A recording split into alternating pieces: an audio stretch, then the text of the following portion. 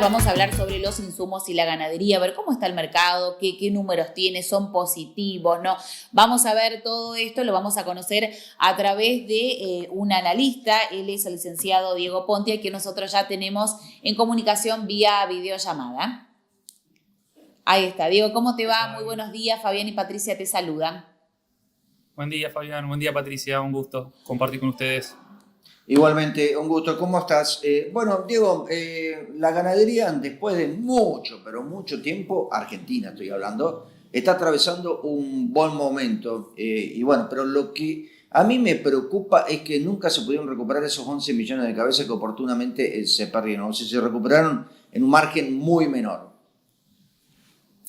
Sí, tal cual. Y hoy justamente cuando hablamos de los precios de la ganadería que están altos, tiene que ver mucho con eso, con una oferta que es la misma desde 1990, no ha crecido, ha tenido un bache fuerte e irrecuperable, como bien mencionás, 2008, 2009, y a partir de ahí le ha costado mucho a la producción recuperarse porque es una actividad de ciclos biológicos muy largos en un país de políticas de muy de corto plazo y un mercado que ha estado en los últimos años muy intervenido. Entonces el productor no tuvo incentivos para incrementar su producción. Hoy nos encontramos con una situación distinta, donde tenés una demanda firme y se encuentra con la misma producción de hace 30 años atrás. Y ahí es donde los precios te están manifestando ese desajuste entre oferta y demanda.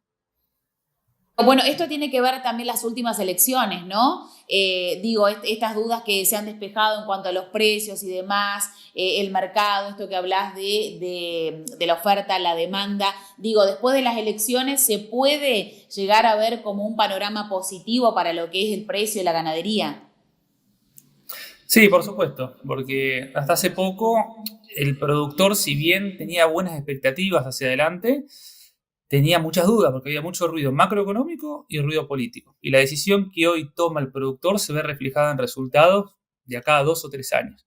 Entonces, a partir de resultados de las últimas elecciones de medio término, lo que se gana es un cierto horizonte de previsibilidad. Es decir, bueno, por 2 años al menos voy a tener estas reglas de juego, que yo me adapto. No sé si son las mejores para mí, pero yo me adapto. Lo que necesito es que no se cambien, ¿sí?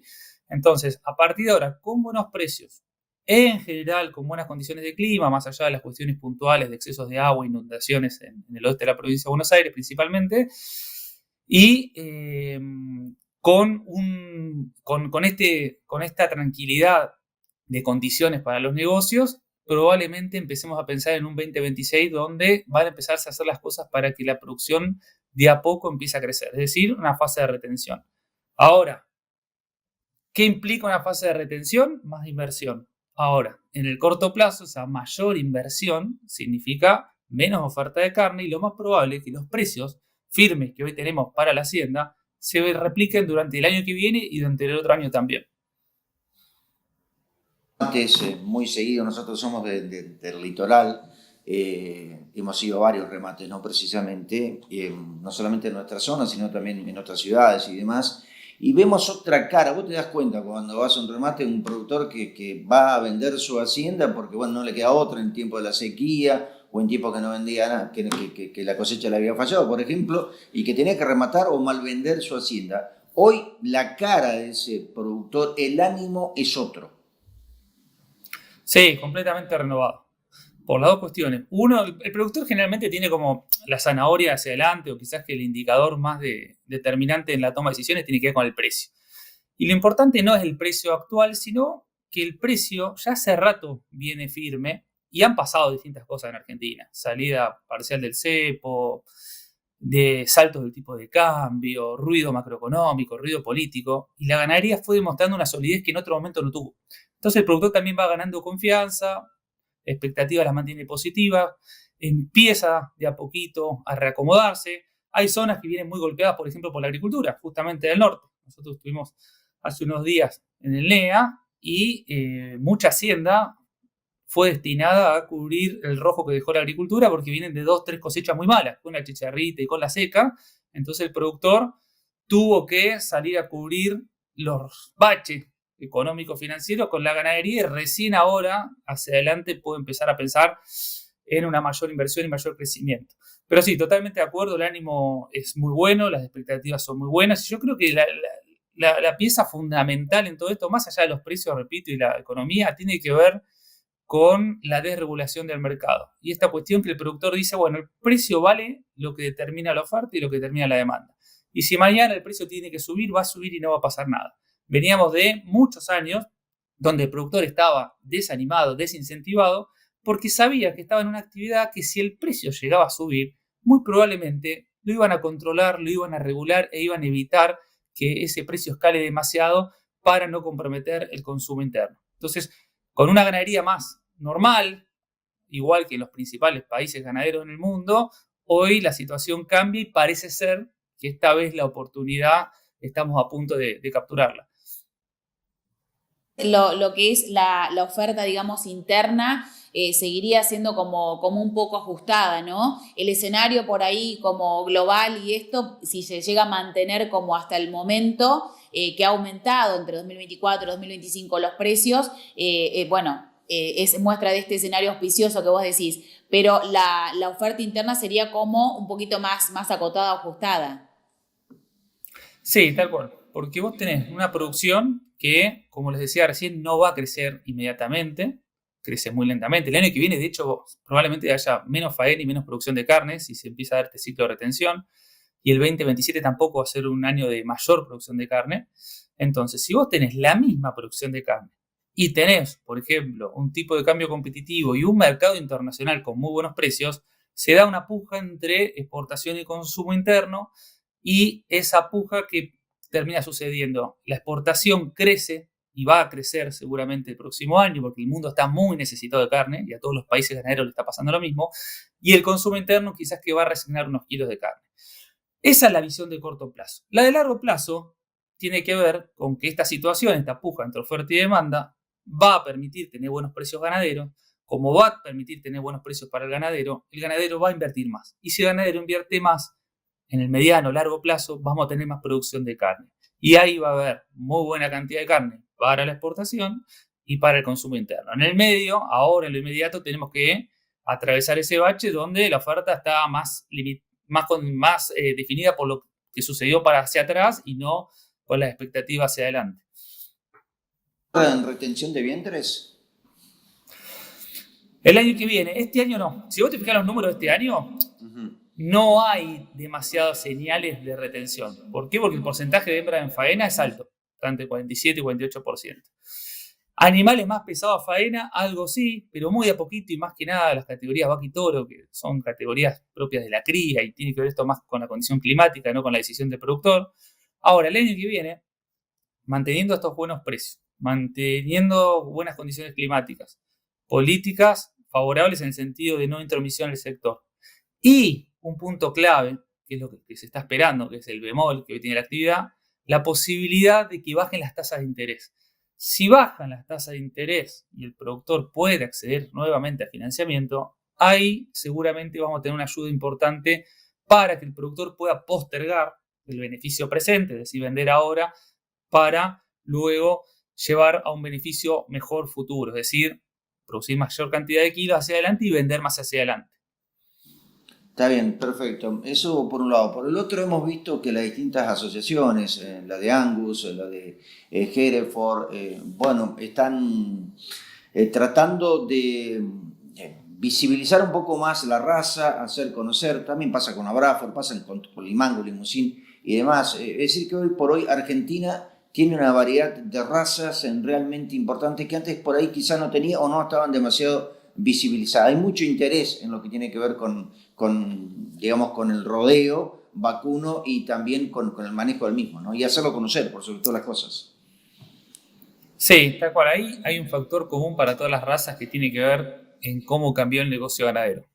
Veníamos muy acostumbrados a que el negocio ganadero dependía más de lo que pasaba por fuera de la empresa que de lo que pasaba dentro de la empresa.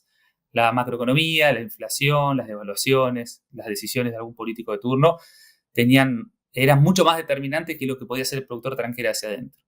Hoy que el resultado del negocio ganadero depende principalmente del ganadero, del productor o de la productora, empezamos a ver mayores inquietudes en términos de aplicación de tecnología, genética, nutrición, sanidad, etc.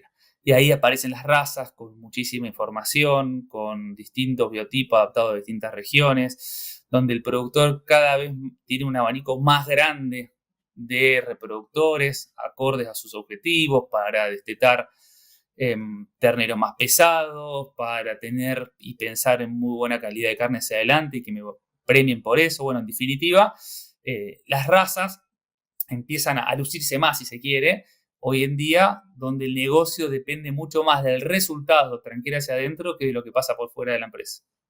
Totalmente. Y hoy, bueno, la maquinaria agrícola, por llamarla de alguna manera, tiene su incidencia también en lo que es precisamente un buen manejo de un campo ganadero, ¿no? Ya sea para leche o para carne en este caso, ¿no? Sí, sí, tal cual. Todo lo que tiene que ver con maquinaria, tecnología, todo lo que permite ser más eficiente. Hoy se habla mucho de la eficiencia. Bueno, ¿cómo puedo ser más eficiente? Bueno, eficiente tiene en todo sentido. En producir más kilos de carne, en hacer más cortos los tiempos, en poder incorporar nuevas tareas y que creen más valor dentro de la empresa. Eso está la clave, porque también en este escenario, hay que decirlo también, no es todo fácil, no es que a todos los productores les va a ir bien. Hay costos que aumentan. Los alquileres están, por ejemplo, en kilo de carne. Entonces acompañan el precio de venta los alquileres. Las maquinarias no están extremadamente baratas, están a la par de la evolución del kilo de carne. Entonces el productor tiene costos de estructura que se actualizan continuamente, esos costos que tiene que afrontar todos los días, trabaje o no trabaje. Y para licuar esos costos de estructura que se hacen pesados, tiene que producir más. La buena noticia es que el productor hoy tiene todas las condiciones para producir más porque los insumos para sumar mayor cantidad de kilos son muy competitivos en precio. Desde el primer pasto al último grano, hoy la relación entre los costos y el precio de venta es inédita. Es muy favorable para sumar kilos. Entonces, el productor, de nuevo, empieza a focalizarse mucho más en la maquinaria, en la genética, la nutrición, la sanidad, los equipos de trabajo. Hablabas recién de agricultura, ¿no? Que en una zona del NEA, creo que dijiste vos, no les había ido demasiado bien en agricultura. Bueno, hay otro rubro, la forestación en el sur de Entre Ríos. Nosotros estamos ubicados precisamente en esa zona. Desde ahí se emite precisamente este programa que sale para todo el país por Telemax.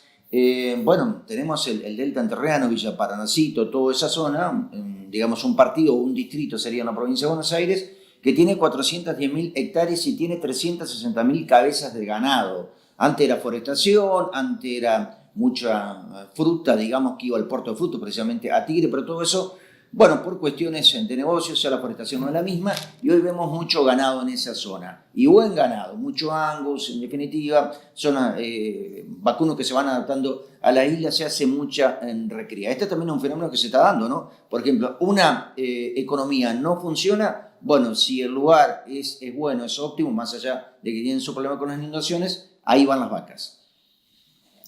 Sí, tal cual. Estuve por la zona y es verdad tu apreciación acerca de que se ve más ganadería, se ve más intención de crecer en ganadería, complementar con otras actividades para potenciar el resultado de empresa también, en el caso de los silos pastoril, aprovechando las bondades de los recursos de toda aquella zona.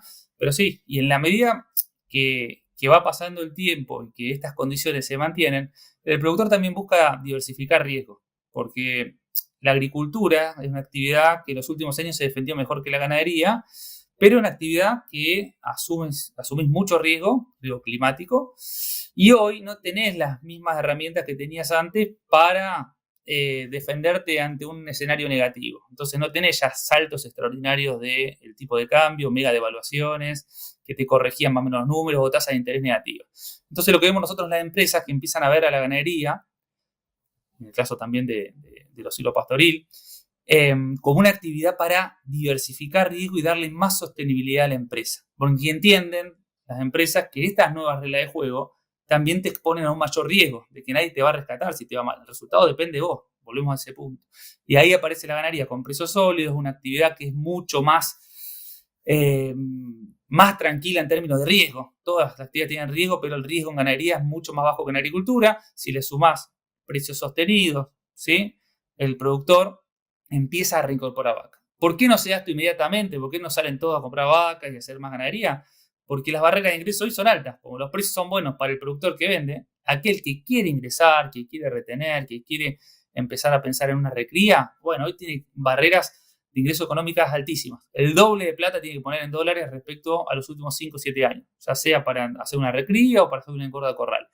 Si no, le sumás que no tenés financiamiento, el arranque de ese crecimiento productivo es más lento. Por eso antes comentaba que 2026, 2027 van a ser años donde la oferta no va a abundar, va a seguir escaseando. Una última pregunta, Diego, y tiene que ver, siempre hablamos, ¿no?, de los países vecinos, hablamos, ¿no?, de Brasil, que tenía muchas razas índicas en su gran mayoría, por hoy tiene Hereford, tiene Angus, tiene la mayoría de las razas, salvo en el norte, ¿no?, de Brasil. Es uno de los principales productores, si no el primero productor mundial de carne. Paraguay ha crecido muchísimo también en el mejoramiento de las razas, que no solamente son cebuinas, sino también tenemos que hablar de Angus. Inclusive estuvimos hablando días pasados con Silvia Collins, si mal no recuerdo en este momento, presidenta de la Asociación de Criadores de Hereford en Paraguay. Bueno, sabemos que trabaja muy bien el Uruguay en materia de ganadería. Pero esos países ya llegaron a su techo, ¿cómo están? Bien, en el caso de Brasil se va estabilizando a poco. Brasil es el exportador número 1 y es el país que más creció en las últimas décadas en carne vacuna. En la década del 90 era prácticamente importador de carne o un productor mínimo, exportador mínimo, y hoy es el exportador número 1. Ahora, ese crecimiento ya no se replica hacia adelante por distintas cuestiones, una cuestión de superficie, esa agenda ambiental y demás, y ese crecimiento tan horizontal va deteniéndose. ¿Qué empiezan a hacer estos países? Como bien mencionaste, empiezan a buscar el camino de la calidad. Es decir, bueno, hasta ahora nos conocen como un exportador de mucho volumen y baja calidad, razas índicas que no están asociadas con la mejor calidad de carne. Lo que queremos buscar ahora a través de cruza, mejoramiento genético, tener también una calidad de carne que se asemeje a las razas británicas que están en las zonas más templadas, en Argentina y Uruguay. Entonces se están invirtiendo cada vez más en eso para no quedarse en el commodity.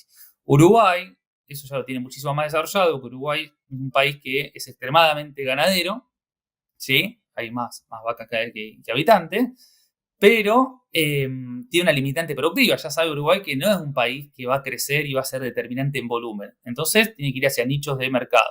Y en esos nichos de mercado aparece la calidad de producto, la marca país, las carnes naturales, etc. Y se trabaja cada vez más en eso para lograr acceder a los mercados más exigentes, y si bien no podés crecer mucho en volumen, lo más probable que puedas crecer en valor. El Departamento de Agricultura de Estados Unidos, el USDA, hace proyecciones y acá 2024 hizo para las 3 carnes, aviar, porcina y bovina. Bueno, de las 3 carnes, la que menos tiene proyección de crecimiento a nivel internacional tiene que ver justamente con la carne bovina. Entonces, este fenómeno de que la producción crece muy lento, que los ciclos ganaderos son muy lentos, se da en Argentina como se da en los demás países, con una demanda que está hiperfirme en el mundo, por países nuevos y por los países tradicionales, que ahora hay algo así como un regreso de la imagen positiva de las proteínas animales. Bueno, tenemos unos precios que son buenísimos y todo esto alienta a invertir y a pensar en estas cosas, de nuevo, ¿no? En la calidad de carne como una pieza fundamental para crear valor. Bien, Diego, nosotros te agradecemos muchísimo por este análisis, bueno, tan completo, ¿no? Gracias por la comunicación, por tu tiempo y por estar presente aquí en Infofederal. Bueno, muchísimas gracias a ustedes y a todos los que nos están viendo. Gracias. Gracias. Muy bien, bueno, continuamos y vamos a establecer otra comunicación para hablar de algo muy importante, Fabián. Se busca crear una ley de viviendas rurales. Lucero Kuhn estudia agronomía en la Universidad Nacional de Entre Ríos, en la UNER, y su propuesta apunta a fomentar el arraigo y que los jóvenes puedan seguir haciendo el trabajo que hacen con sus familias en el campo. Ya nos va a contar seguramente de qué trata este proyecto. Lucero, ¿cómo te va? Muy buenos días. Fabián y Patricia te saludan. Buenos días. ¿Cómo andan? Muy bien, Lucero, vos sos muy jovencita. Sí, es joven, integra la fila de la Juventud Agraria. Si querés decir la edad de Lucero, no hay problema. 20 años tengo. 20, claro, sos muy jovencita, Lucero. Bueno, contanos un poquito vos. Estudiás en la Universidad Nacional de Entre Ríos, en la UNER. ¿Vivís a dónde? ¿En qué parte de Entre Ríos? Yo vivo cerca de Bobril. Vivo en el campo, en Mojones Norte se llama el lugar, que es departamento Villaguay, en Entre Ríos. Y estudio en Oro Verde, Paraná. Bien, bueno, y contanos un poquito cómo nace esto de presentar un proyecto. ¿Es un trabajo por ahí de alguna cátedra? ¿Cómo tenés esta inquietud por ahí a lo mejor viendo la realidad de tu lugar, de donde vos provenís? ¿Cómo es esto? Contanos. Claro, bueno, yo estoy dentro de Federación Agraria y estamos haciendo un curso con la Universidad Nacional de Rosario que consta de 3 módulos. Y bueno, el módulo que estábamos haciendo era de proyectos de ley y legislación. Entonces, con mi compañero Sebastián, que es acá el presidente del Centro Juvenil de Bobril y está dentro de Federación Agraria también, porque es director nacional, igual que yo, pero yo soy suplente, dijimos, ¿por qué no hacemos en este entorno? Porque acá literal todos los jóvenes se van al pueblo o se van a estudiar porque quisieran trabajar con su familia en el campo, porque viven de eso, pero se tienen que ir o tienen que seguir viviendo con los papás, digamos, no pueden tener una casa propia. Sebastián es Sebastián Entonces, Klug. digamos, ¿cómo? No, claro, cuando decís Sebastián, decís Sebastián Klug. Sí. Sí, te escuchamos bien, te escuchamos bien. Queremos saber si vos nos escuchás bien a nosotros, nada más que eso. No, yo no los escucho bien a ustedes. A ver, ahora. Sí, Ahí sí, estamos, ahí perfecto. estamos. Sí. Ahora sí. Seguí nomás con el proyecto que han presentado. Ok, bueno, entonces empezamos, hicimos como un mini trabajo en ese curso que teníamos que hacer un trabajo final sobre algún tema. Entonces hicimos un mini trabajo sobre eso, ay, perdón, de, de viviendas rurales, digamos. Encima son muchísimos factores porque si el campo es de un papá, si es de un tío, si tiene que ser solo. Pero bueno, hay muchos proyectos que se quisieron hacer antes y nunca salieron. Así que esperemos de poder hacer algo y que sí salga. Bueno, contanos, bueno, como vos decís, tenés una parte y una participación activa, ¿no? Federación Agraria, bueno, también estudiás agronomía allí en Oro Verde. Y bueno, a lo mejor este proyecto, como vos decís, es una posibilidad para esto que lo vemos todo el tiempo cuando realizamos entrevistas, esto del desarraigo, ¿no? Que muchos jóvenes por ahí se van, no se quedan en los lugares. Sí. Contame por ahí más detalles del proyecto, cómo lo han pensado, ustedes se asesoraron con alguien más, por ahí qué opinión merece, ¿no? Con tus compañeros que les has comentado esto. Bueno, primero con el rol de Federación Agraria, yo soy coordinadora a nivel provincial acá de Entre Ríos, junto con otro compañero que se llama Gastón Velázquez, y después soy directora suplente a nivel nacional de Federación Agraria, ¿no? Y bueno, me habías dicho del proyecto que si nos habíamos asesorado, no. Queremos que nos asesoren, o sea, queremos encontrar gente que nos pueda ayudar porque no es fácil presentar un proyecto. Así que sí, nos tenemos que asesorar, no sé, hasta abogados tenemos que tener porque no es fácil, digamos. ¿Qué panorama observás en el norte entrerriano? Entre Ríos es una provincia que tiene una diversidad geográfica realmente muy interesante. No es lo mismo lo que vive en Isla, el que vive en el centro de la provincia, que vive en la costa del Uruguay, en la costa del Paraná. El norte tiene sus particularidades, en Bobril también las tiene. ¿Qué pasa con los jóvenes de tu edad? ¿Buscan nuevos horizontes? ¿No se quedan a vivir en el campo? ¿Cómo lo ves vos, al tema del desarraigo? Mira, acá en la zona hay, digamos, la mayoría de los jóvenes o están en el pueblo, acá en Bobril que está cerca, o se fueron a estudiar. Muy pocos, o sea, de mi edad, muy poquitos, muy pocos están acá en la zona trabajando. O sea, todos se van porque, no sé, dicen, bueno, me voy a estudiar algo y capaz que después sí se vuelven, pero vuelven a vivir en la casa de los papás. No tienen, o sea, no se pueden hacer su propia casa, porque ahora ni hay un crédito ni un préstamo que sale ahora para los jóvenes, porque los jóvenes no tienen trabajo, los jóvenes no tienen nada, entonces ¿cómo van a pagar un préstamo? Pero si el gobierno, por ejemplo, ofrecería algún préstamo, algún crédito, los jóvenes sí podrían hacerse su casa, pero como que ahora está todo tan difícil para nosotros, que por eso queremos hacer algo para nosotros. Uh-huh. Está bien. Bien. Esas viviendas serían en el campo, ¿no? Estamos hablando de viviendas Sí, rurales, creo obvio. que lo dice Sí. todo, ¿no?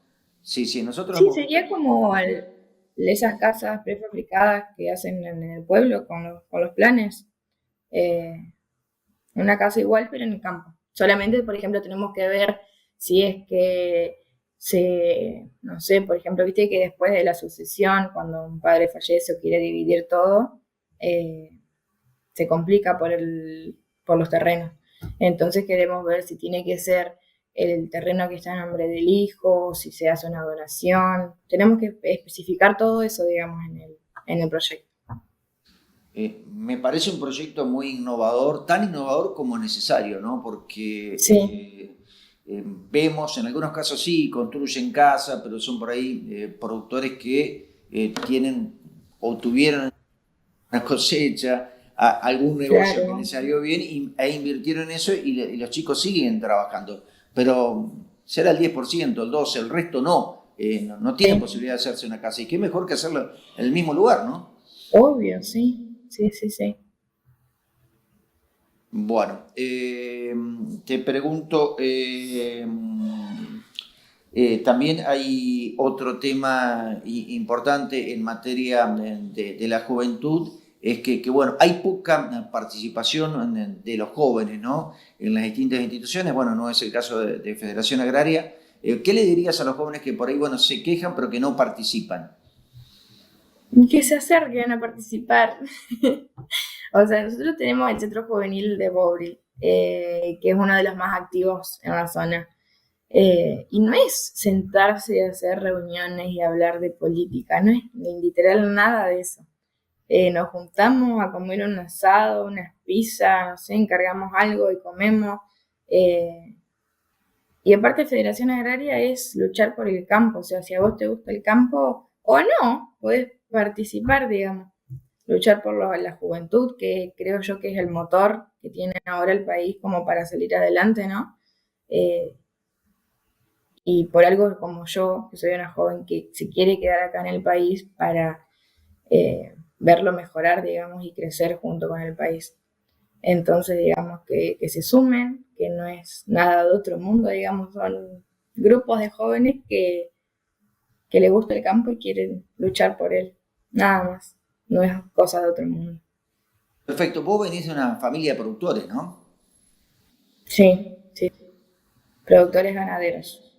Productores ganaderos. ¿Y cómo ves la producción? ¿Cómo está hoy la ganadería en una zona que sabemos, bueno, lamentablemente, espero equivocarme, ¿no? Pero es la zona roja hoy por hoy Entre Ríos, el norte, digamos, por el tema de la garrapata y Sí, también, bueno, chancho jabalí y digamos, sí, especies sí, exóticas. sí. Tienen todo en Sí, contra, literal, ¿no? tenemos un montón de especies exóticas, pero vos sabés que las especies exóticas no, el ciervo no transporta la garrapata, son las mismas vacas nomás. Lo que pasa es que, por ejemplo, acá en mi campo no hay, pero porque estamos en sistema de recría. Entonces, papá solamente engorda los terneros, por ejemplo, si quiere vender terneros, engorda los terneros que ya tenemos de nuestras vacas. No es que compramos de afuera y traemos. Se hace acá adentro el sistema rotativo nomás. ¿Y cómo, Entonces creo yo que es una de las maneras para controlar un poco eso, bien, de ¿y la cómo, garrapata. muy bien. ¿Y cómo ves el rol de la mujer, sobre todo de la juventud, de las chicas? En tu caso, en el campo, las nuevas generaciones que vienen pidiendo pista, por llamarlo de alguna manera, ¿no? Sí, y no sé, medio difícil. Acá en la zona literal muy pocas chicas jovencitas hay y ninguna están acá en el campo, digamos. Pero creo yo que estamos en otra situación, en otra realidad, que es un momento donde si nosotras lo queremos, lo podemos hacer. Y como que nuestros padres han cambiado muchísimo también, entonces tenemos que aprovechar eso. Si te gusta, lo tenés que hacer.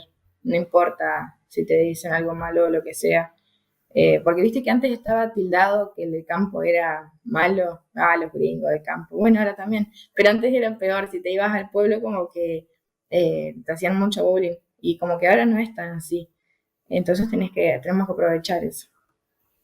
A ver, Bobril tiene mucho de pueblo rural, ¿no? Todas las ciudades de Entre Ríos, en mayor o menor magnitud, mayor escala. Bueno, Paraná es una ciudad capital, Gualeguaychú, Concordia son ciudades grandes para lo que es la provincia, pero Bobril y tantos otros pueblos, ¿no? Podemos decir que tiene mucho de ruralidad o dependen mucho del campo.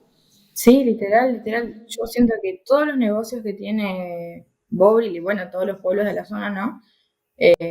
Siguen por el campo, digamos. En Bobril tenemos solamente una estación de servicio, por ejemplo. Todos los del campo, todos los de la zona, porque en Alcaraz también tienen una, en Sauce también tienen otra, que son los dos pueblos acá de la zona. Y todas las personas del campo van a comprar ahí a la estación de servicio ahí de Bobril. Vida, le dan vida. Bueno, vos estuviste ahí, Pato, en Bobril. En Bobril, sí, hace muchos años que no voy, pero sí, trabajé un tiempo ahí, me acuerdo que era desde Paraná hasta Bobril, era eterno el viaje, era eterno, pasaba por Alcaraz, el colectivo, todo, muchas horas ahí. Y bueno, seguramente lo deben hacer. Seguramente, contanos un poquito, Lucero, vos, ¿en qué año estás de la carrera? Y bueno, ¿cuáles son las expectativas, no? Porque como te preguntaba Fabián y vos le respondías a esto, sos una mujer joven que de armas tomar, ¿no? Decir, bueno, hay que hacer un cambio, bueno, vamos a responsabilizarnos, ir ahí, poder debatir, poder buscar soluciones, poder presentar proyectos. Bueno, ¿en qué año estás de tu carrera y cómo te ves dentro de pocos años ya egresada? Más allá de tus objetivos, ¿no? ¿Te ves en algún lugar como una dirigente rural? Porque hay muchas. Sí, ni hablar. Me encantaría. Nada, yo estoy en el segundo año de la carrera y estoy inspirando también a otras personas porque no fue difícil. Yo pensaba que era una carrera normal, digamos, y no. Salís muy básico de acá de la secundaria y bueno, creo que pasa en todos lugares, ¿no? Y me costó mucho las materias que son química, matemática y física. Pero bueno, una vez que vos las pasás, que sufrís mucho, después le das. Y nada, la verdad que no sé qué me vería haciendo, no, como que no estoy pensando en eso todavía, pero me encantaría no liderar, pero sí marcar un rol importante siendo una mujer del agro, ¿no? Perfecto. Está bien. Y aparte tenés un modelo ahí muy cercano, la primera presidenta de una Sí. entidad que integra la mesa de enlace, es decir, Confederaciones Rurales Argentinas, CONINAGRO, Sociedad Rural y Federación Agraria, bueno, especialmente una mujer, estamos hablando de Andrea Sarnari. Sí, la presidenta de Federación Agraria. Sí que ella, digamos, toda su vida estuvo en el campo, estudió lo que tuvo que estudiar y ahora tiene el puesto que tiene, gracias a ella. Y qué lindo, ¿no? O sea, yo me siento muy orgullosa que te lidere una mujer, es muy lindo. Te sentís como más contenida. Porque Sí, literal, dentro de todos los roles, o sea, casi todos son hombres, literal. pero bueno, justamente vos en esta zona también serás testigo de la cantidad de mujeres que por ahí hacen un trabajo silencioso en el campo también, ¿no? Porque Sí. así como hay mujeres dirigentes, también hay mujeres que se arremangan y hacen los trabajos en el campo que haya que hacer. Que son Obvio, invisibles. sí, literal, sí. Y nadie lo vea eso. ¿Te dicen tus compañeras de colegio, bueno, las que están estudiando agronomía, tienen alguna relación con el campo o quieren inmiscuirse en el mundo del campo? Pero tus compañeras ahí del secundario, que estás incursionando en la dirigencia, que bueno, estás siendo partícipe, ¿te dicen algo al respecto?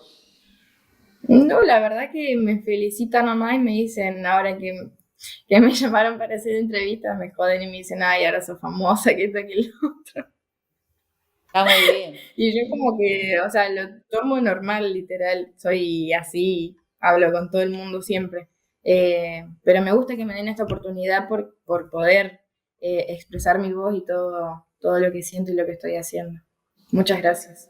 Bueno, Lucero. Bueno, Lucero, un placer conocerte y bueno, que nos hayas compartido un poquito también de este proyecto y de tus vivencias en esta corta vida, ¿no? 20 años en la agronomía, a ver, si no me equivoco, suplente de la Juventud Agraria en Federación Agraria, ¿no? Sí, sí, sí. A nivel nacional soy suplente, directora suplente. A nivel provincial soy coordinadora junto con Gastón Velázquez. Bárbaro. Claro, está bien. Otro chico también de ahí del norte. Sí, sí, sí, de Yeso, es de acá nomás, cerquita. De eso, mira. De eso. Bueno. Bueno, Lucero, un placer charlar con vos, que tengas un excelente día y bueno, gracias por estar aquí presente en Info Federal. No, muchas gracias a ustedes por darme la oportunidad. Esto ha sido todo por hoy. Les agradecemos mucho por estar allí del otro lado y por elegirnos cada día. Mañana nos reencontramos a las 8 por la pantalla de Telemax para hacer una nueva edición de Info Federal. Que tengan una excelente jornada.